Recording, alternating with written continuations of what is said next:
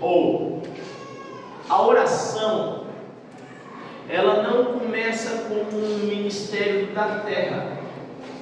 A oração é algo que nós vemos acontecendo de forma viva no céu.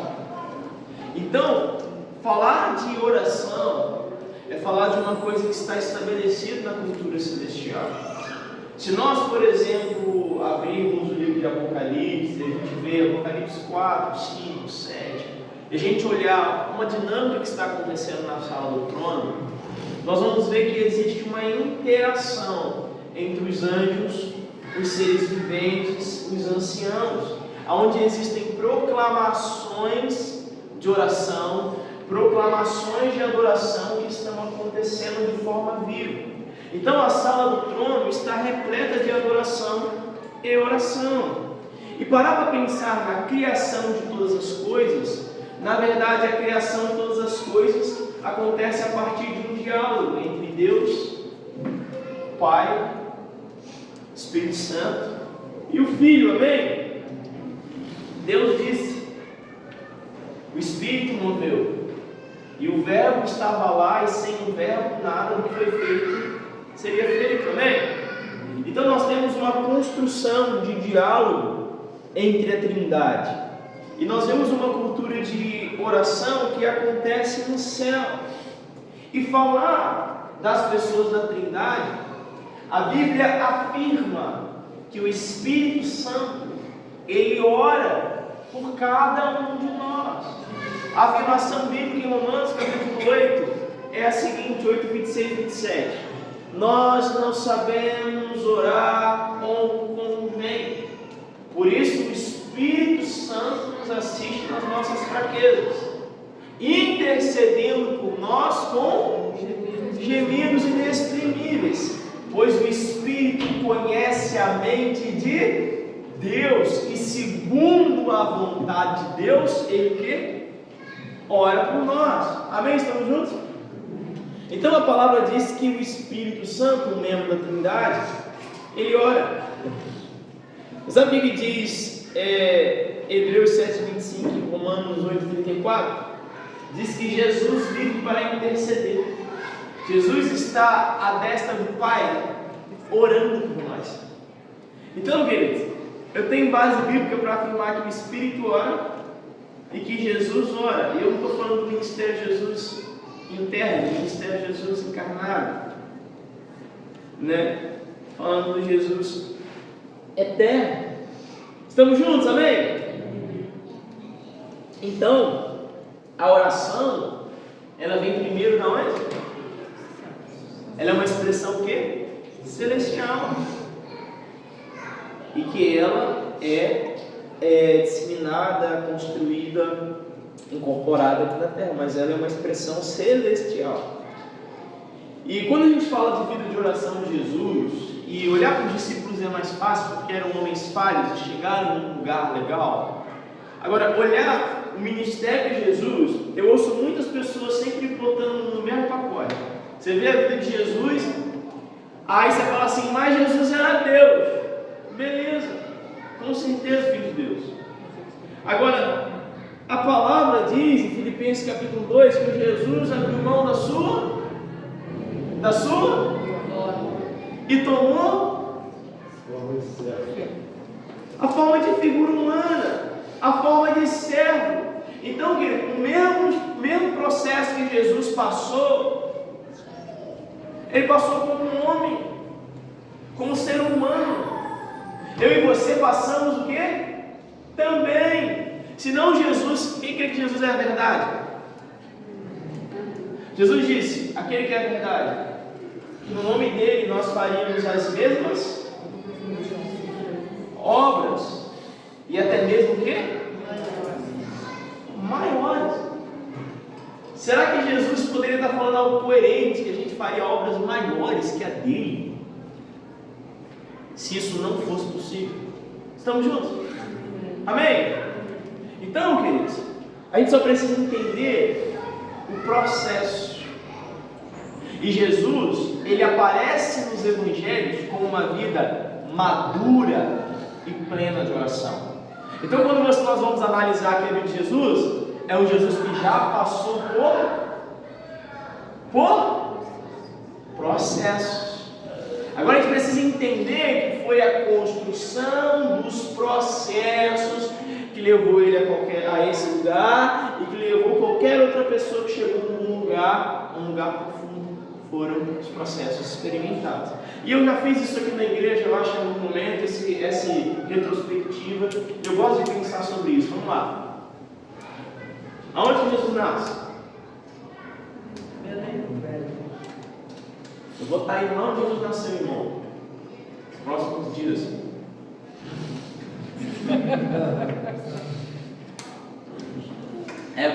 Uma vez eu ouvi uma entrevista de jogador de futebol. Aí ele falou isso.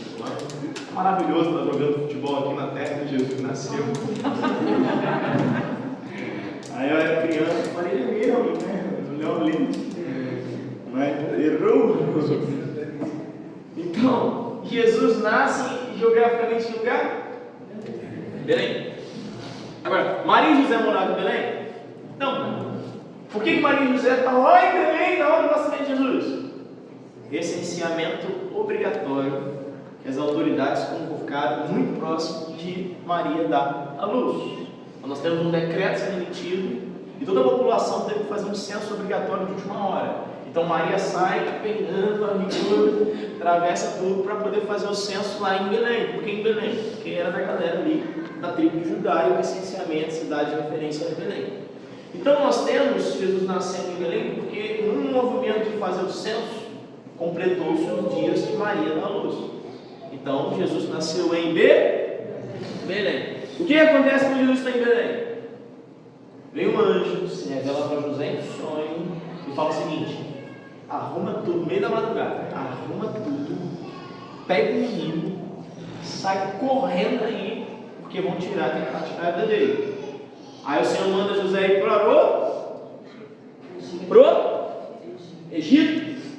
Então, Maria e José, que moravam em Nazaré, foram fazer o censo em Belém. Eles partem correndo no meio da madrugada para se esconder no Egito. E eles ficam lá até a morte de Herodes. Quando o anjo mais uma vez aparece para José e fala assim: o menino está livre de perigo, pode voltar. Irmão, Jesus aí, criança, né? Ainda era criança quando isso aconteceu. Então Jesus volta como criança do Egito. E diz o seguinte a palavra: e eles foram habitar em Nazaré. O início do ministério público de Jesus fala que Jesus se muda de Nazaré para uma cidade sitiada à beira-mar chamada o quê? Cafarnaum. Então, com 30 anos, quando Jesus vai iniciar o ministério, Jesus se estabelece em Cafarnaum. E o ministério de Jesus é bem itinerante, né? Jesus passa por muitas cidades, mas a princípio ali no início, que ele está chamando os discípulos, ele vai para Cafarnaum. Beleza. Então, se Jesus criança, ele volta do Egito, e ele se muda com 30 anos, de Nazaré para Cafarnaum, onde Jesus passou a maior parte da sua vida?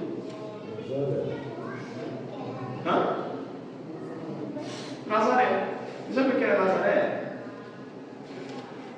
Uma aldeia pequenininha, não tinha nem 50 famílias morando lá. Era um lugar muito bonito, muito belo, porém extremamente pacato. Não tinha nada, acho, ao ponto de ter um ditado, né? Até um pouco de bullying. Pode vir algo bom de Nazaré, porque era um lugar pequeno, não tinha um postinho do Império Romano, não tinha uma sinagogazinha. Tem uma coisa pequenininha, é nada de muito documentado. Agora,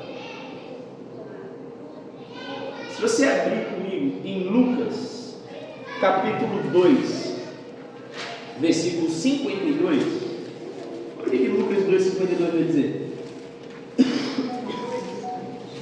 Se alguém achar, pode ler por mim.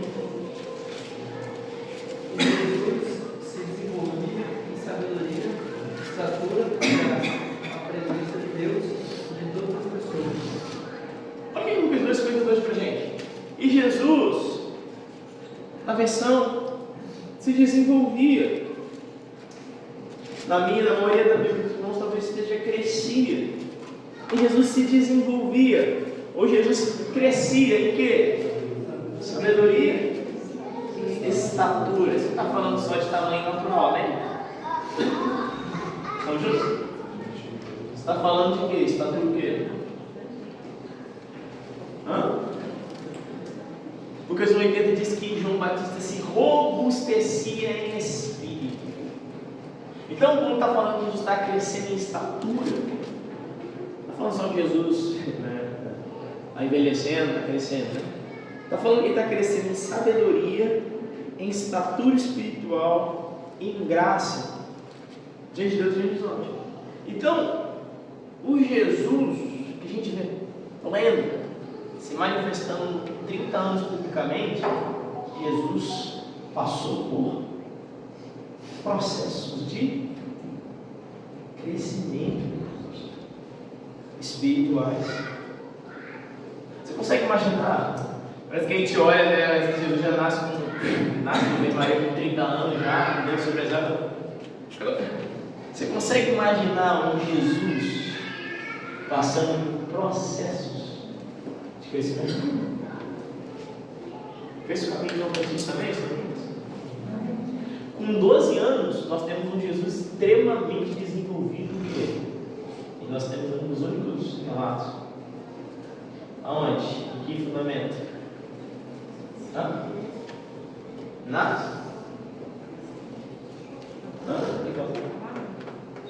No conhecimento das Escrituras. O que Jesus estava fazendo com 12 anos?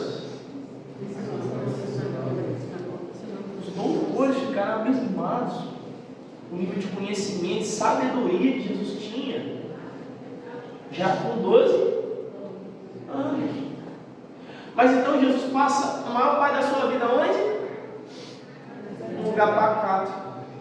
Mas tem que fazer o quê?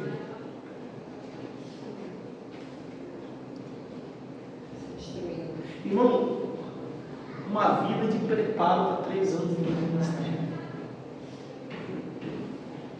Irmão, andando hoje nessas medidas, eu posso te afirmar. Irmão. Mateus capítulo 4, 3 de Jesus é batizado. Mateus capítulo 4 fala do jejum de 40 dias de Jesus. Eu posso te afirmar isso. Buscando andar nessas medidas, desenvolvendo. Eu posso afirmar isso. Eu não tenho um relato bíblico provando isso. Não é lá quando chegar lá para perguntar para Jesus. Mas buscando construir esse lugar, eu posso te afirmar que aquele jejum de 40 dias, certeza que foi o primeiro jejum de 40 dias. O relato bíblico está ali que o Espírito guiou ele a um jejum de 40, naquele momento de início. Aquele lá em Nazaré, lá que ele está crescendo em estatura, você acha que ele está desenvolvendo fundamentos? Vocês estão juntos? Consegue visualizar isso? Então, agora a gente vai olhar a vida de oração de Jesus, e é um negócio impressionante, mas eu queria lembrar. Nosso Senhor passou por processo. Qualquer um que quer crescer nesse fundamento vai passar por processo. Vamos lá. Lucas 6,12.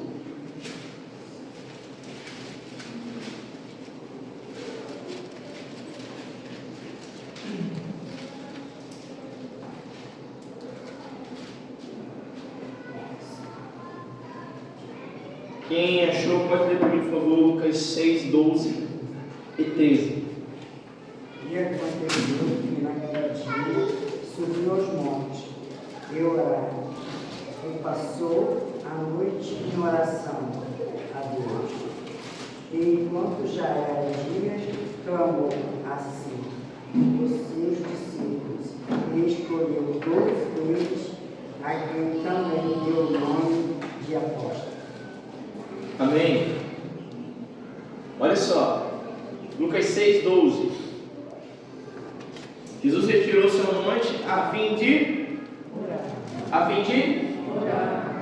E qual é o relato aqui que diz quanto tempo Jesus passou em oração? A noite. Jesus passou a noite em oração. que Jesus faz quando amanhece o dia? Hã? Ele escolhe 12 discípulos. Então, há de convir que o objetivo pelo qual Jesus passou aquela madrugada em oração foi o quê?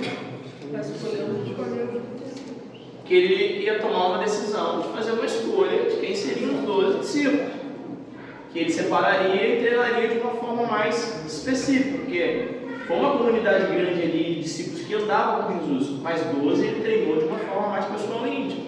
Estamos juntos, amém? Então Jesus passa o que? A noite em oração, e ele desce do monte depois de passar a noite orando com a resposta do Pai, e ele toma a sua decisão. Irmão, eu gosto de perguntar isso: quem que crê que Jesus tinha sabedoria? Levanta a mão. Quem que crê que Jesus era cheio de discernimento? Levanta a mão. Agora, na hora de tomar uma decisão dessa, Jesus não confiou na própria sabedoria, no seu próprio discernimento. O que ele fez? O que o Senhor quer dizer, Pai? A palavra diz que o filho fazia aquilo que via o Pai. Quem são as pessoas? Então, a partir do lugar da oração, Jesus toma essa decisão. Estamos juntos? E ele passa a noite com Deus. Vamos lá, Marcos 1,35.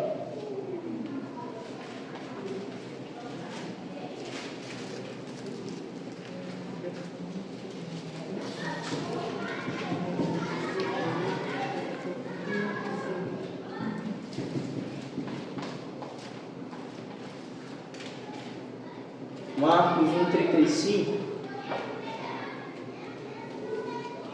Se alguém achar, pode ler para a gente, por favor.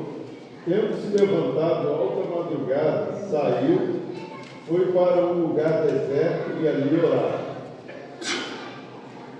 Tendo se levantado alta madrugada,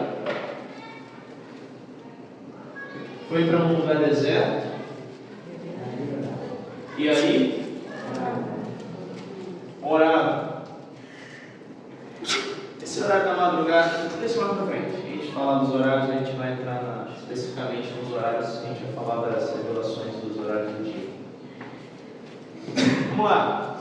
Qual que é a história aqui, irmãos? Em Marcos 1,35, tem um contexto. Qual é o contexto? Jesus vai na casa de Simão Pedro, porque a sua sogra estava com febre, estava acamada. Jesus cura a vida da sogra de Pedro, ela passa a servi-lo. Sabe o que acontece? Diz a palavra que a cidade inteira foi para a porta da casa de Simão. E Jesus fica ali, curando, ministrando, ensinando, libertando pessoas. Jesus passa o dia fazendo isso. Eles vão dormir. Aí entra Marcos 1,35. O que Jesus faz? Acorda mais cedo, alta madrugada, manhãzinha, vai para um lugar o quê? Deserto, à parte, e ali ele busca e constrói um lugar de oração. Aqui o que acontece depois? No decorrer do dia, imagina os discípulos ali acordaram, procuram Jesus. Cadê Jesus? Sumiu. Então diz que a galera começa a procurar Jesus o quê? Diligentemente, com muito empenho, até Simão, os com ele estavam, acham Jesus. Tendo encontrado, falou: meu Deus, pelo amor de Deus, Jesus, o que está acontecendo? Você está aqui sozinho no Campo Bravo, está todo mundo te procurando, a cidade inteira está de novo à sua procura. Aí sabe o que Jesus fala? Sabe qual é a resposta de Jesus? Vamos para as povoações vizinhas. Irmão, simplesmente pega e vai para outro lugar para pregar o evangelho e fazer o mesmo que ele estava fazendo ali naquela cidade. Irmão, deixa eu perguntar aqui, coerentemente, tem lógica nisso? Qual pregador não pregaria se a cidade inteira tivesse a porta querendo ouvir a mensagem? Estamos juntos? por que Jesus fala com os discípulos? Vamos para as povoações vizinhas. Por quê? Porque foi isso que ele ouviu o coração. Estamos juntos? Guiado pelo Espírito, Jesus foi cumprir a agenda do Pai. Pode não fazer lógica, coerência, pode não fazer sentido, mas era isso que era a vontade de Deus. Estamos juntos? Amém? E às vezes as coisas construídas no lugar da oração, às vezes vai ser assim, tá, irmãos? Às vezes não vai fazer muito sentido, lógico, mas tem a ver com cumprir simplesmente a vontade de Deus. Algo que o Senhor está falando. Amém? Amém. Agora, por que ele fez isso? Porque ele foi para o lugar da oração. Amém? Então você vai ver muito isso. E se você fizer uma triagem dos evangelhos, você vai ter muitas passagens que falam desses momentos que Jesus ele está em oração. Tem muitas, né? Muitas mesmo. Vamos lá. Mateus 14, 22 e 25. Vamos aqui. Para mim chega a ser engraçado. Mateus 14, vamos lá, 22 e 25.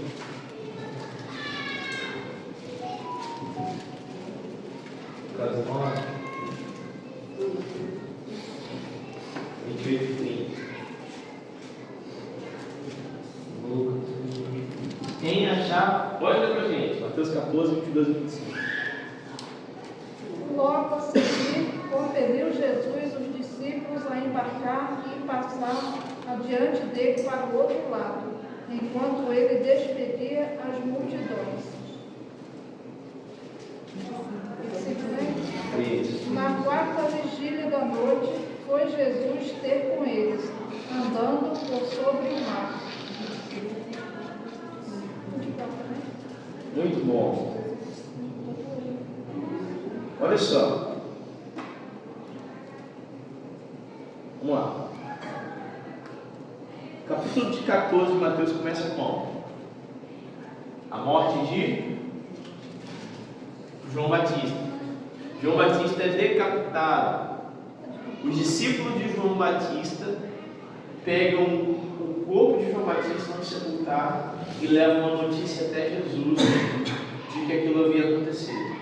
A reação de Jesus quando ele ouve a notícia da morte de João Batista é o seguinte: Jesus entra no barquinho solitariamente, se afasta um pouquinho da margem e lá fica. Isso mal acontece. Jesus olha para a orla, ele vê uma multidão de pessoas buscando ele. Então diz que Jesus ele se move assim em íntima compaixão, uma compaixão muito profunda, porque ele olhava aquelas pessoas e as via como ovelhas sem um pastor. Diz que Jesus ele imediatamente sai do barquinho, no momento que ele está ali de reflexão, após ele receber aquela notícia, e diz que Jesus ele volta para a volta e ele passa o dia inteiro ensinando, curando os enfermos, expulsando os demônios. E quando foi chegando mais para o final de tarde e o negócio estava ficando feio, ocorre até a multiplicação dos pães e peixes para poder alimentar a fome do pessoal, que era muita gente. Estamos juntos? Aí é onde a gente entra. Acabou esse movimento, todo mundo comeu, separou. Aí Jesus faz o seguinte: ele chega para os discípulos e fala assim: olha, vai indo à minha frente no barco, que eu vou fazer um negócio aqui e eu já encontro vocês. Aí Jesus compeliu os discípulos a embarcar e a passar diante dele para o outro lado, enquanto ele terminava de despedir as multidões. Estamos juntos? Aí, olha o que diz a palavra: e despedido das multidões, subiu ao monte a fim de orar sozinho. E caindo a tarde, lá estava Jesus só. Ele subiu o monte a fim de orar sozinho. Despediu os discípulos da frente e ele foi para o monte para orar. Caindo a... Qual o momento da viração do dia? Em média.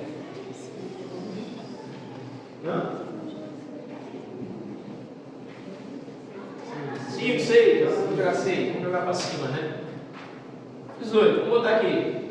E caindo a tarde, lá estava Jesus em oração. Vamos botar aqui, 18 horas, viração do dia. Caiu a tarde, caiu o dia. Olha o que o texto fala para a gente. Lá estava Jesus. Entretanto, o barco já estava longe, por distância de terra, soltado pelas ondas, eu entrar para trás. Na quarta vigília da noite, foi ter Jesus com os discípulos andando sobre o mar. Beleza. Aí você vai pensar, o que é esse trem de tal de quarta vigília da noite?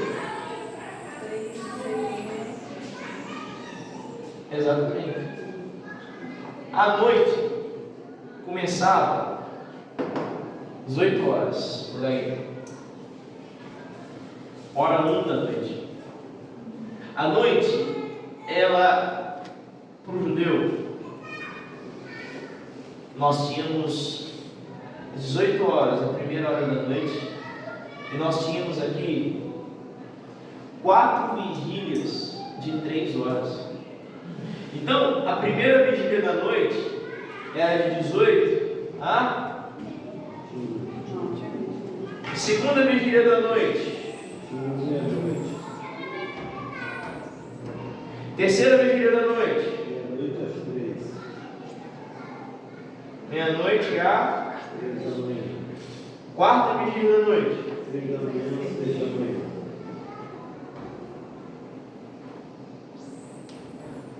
3 da manhã, 6 da manhã. Então, se eu jogar aqui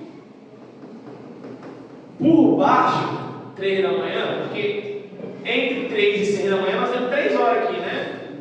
Mas se eu jogar por baixo 3 da manhã, o texto que a gente acabou de ler está me dizendo que Jesus subiu para orar sozinho 18 horas e ele passou no mínimo 9 horas em oração até encontrar os discípulos de novo andando com os seus.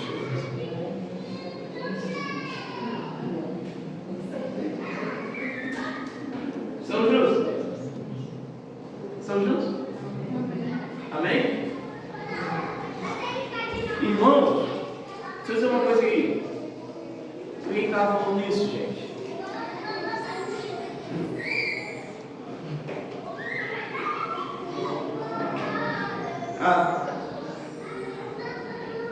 Quem que levanta a mão para mim assim, ministra adoração, palavra, de forma itinerante na igreja, tem esse costume já, é ministro de adoração, ou prega a palavra, assim, com regularidade?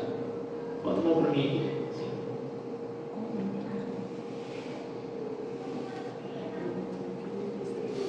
Eu tenho um ministro de adoração que caminha comigo. E esse ministro de adoração, ele foi cria de Cirilo.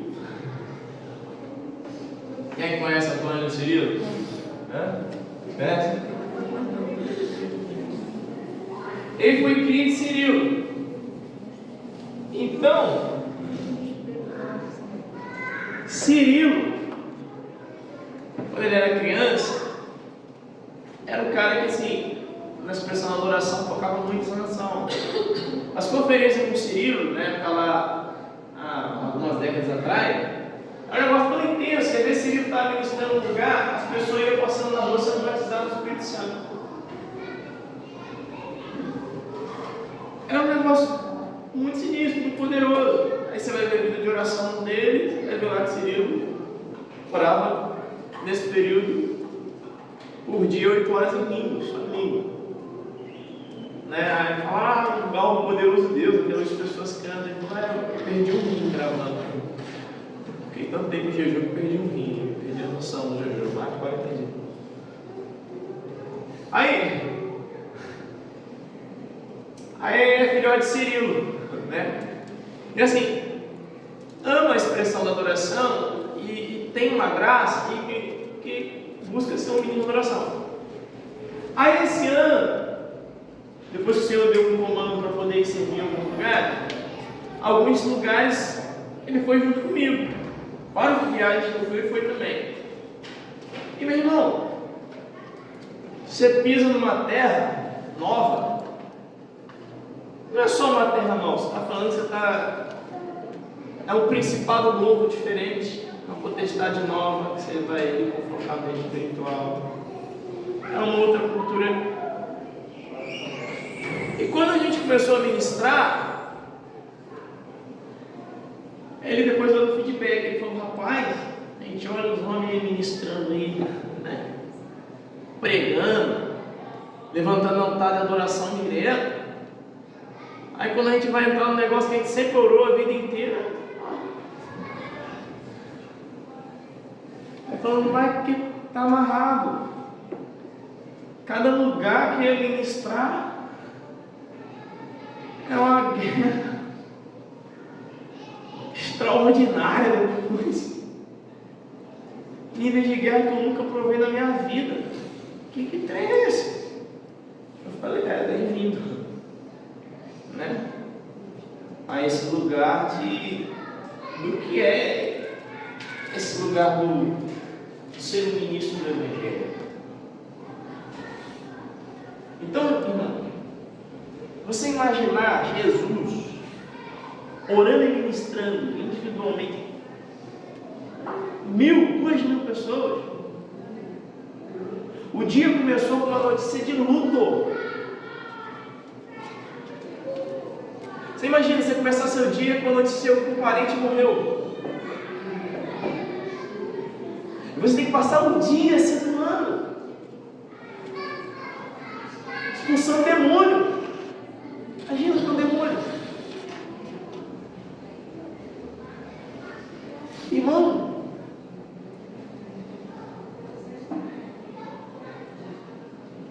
fazer a obra é uma bênção.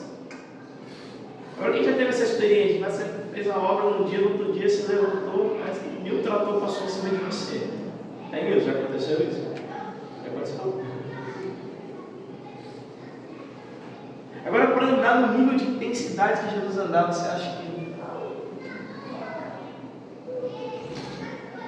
Aí veio Jesus andando acima da... O nível dos discípulos era o quê? A tempestade, a onda. Jesus estava falando, eu quero ensinar vocês a andar em um lugar acima das circunstâncias, acima do vento contrário socorro. Estão juntos? Consegue pegar isso? Amém? Agora, para andar no nível que ele andava, ele tinha que entregar muito com o Pai em oração. Por isso ele levou Jesus. Porque oração, irmão, é força, é tônico, é vida, é refrigério, é... Não posso dar exemplo. Eu vou dar um exemplo aqui prático. A gente está em semana de seminário.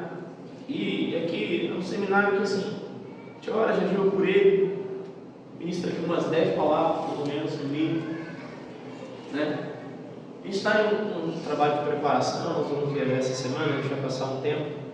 A gente vai fazer um trabalho em Ilhas do Marajó, São Paulo e Cuiabá, emendado um no outro. O trabalho das Ilhas do Marajó, eu vou ministrar esse seminário de oração para algumas igrejas de Belém e algumas igrejas em Breves. Breves é uma cidade do arquipélago das Ilhas do Marajó, que são 16 municípios, uma cidade de 100 mil habitantes. E a gente vai fazer uma escola missionária para jovens, mais 100 pessoas mais ou menos participar dessa escola. E a gente está treinando os obreiros dessa escola há mais de um mês e meio. Reunião semanal, passando propósito de oração junto com essa galera. Então, a gente está como família já há um mês e meio orando e jejuando por esse momento. Eu já fui lá 2 vezes mais, outras vezes lá.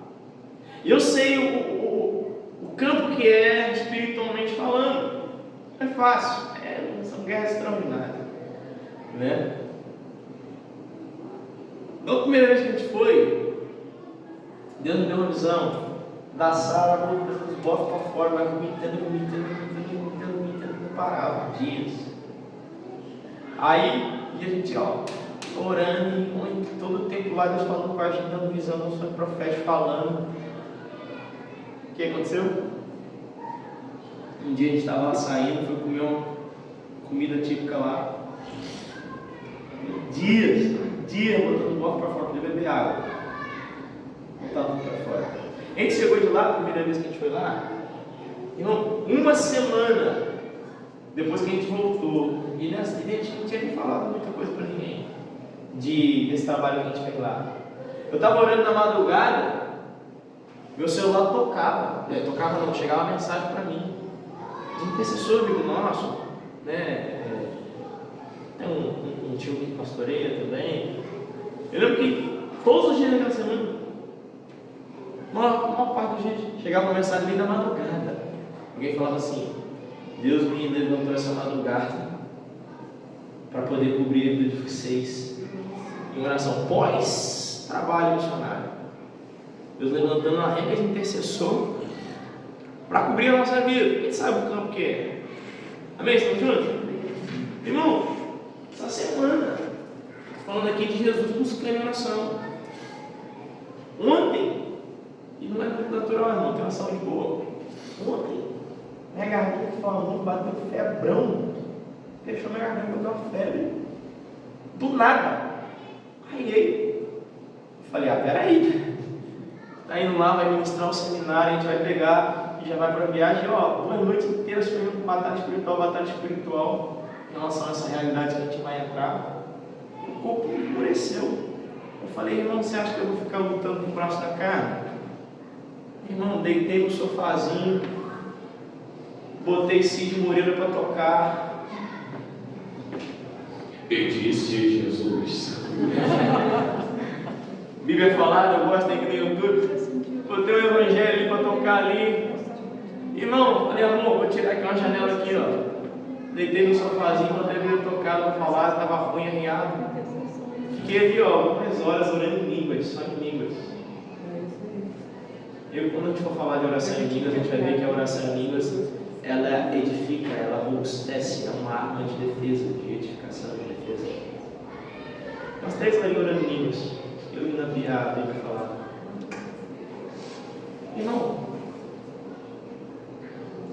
eu não tenho dúvida. Estamos juntos? Amém?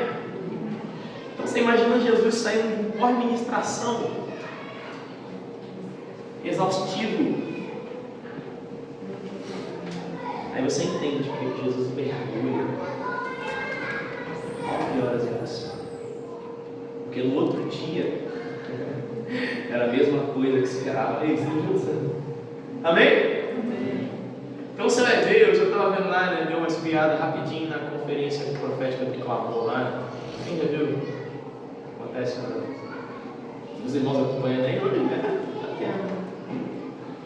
Aí estava lá hoje de manhã, Luiz Hermínio ministrando. Luiz Hermínio, esse homem é maluco. Luiz Hermínio, vocês não sabem a intensidade desse homem anda, não. Esse homem prega a palavra,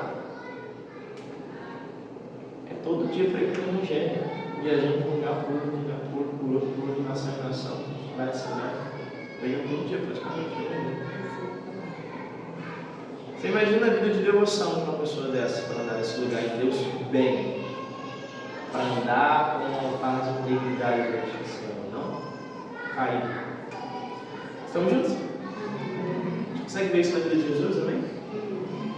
Então, eu podia citar os outros textos aqui, mas particularmente, o que Jesus vai fazer no Monte Getsemane? Orar. Monte da Transfiguração, glória do Pai, Elias, Moisés, Jesus em glória. O que Jesus tinha que fazer? E Jesus subiu ao monte para orar e levou Pedro. Orar. E você vai ver textos e textos. Cruza Mateus, Marcos, Lucas e João. Você vai ver o tempo todo Jesus em oração. Não é à toa.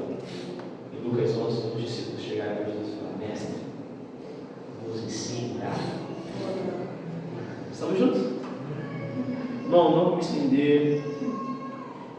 Eu queria gastar, na verdade, um tempo em oração com você nessa hora. É só abertura. Hoje é uma introdução. Amanhã a gente vai entrar em partes práticas. A gente vai praticar a oração da palavra. A gente vai entrar aqui em dinâmicas e ativações de oração. ao longo do dia.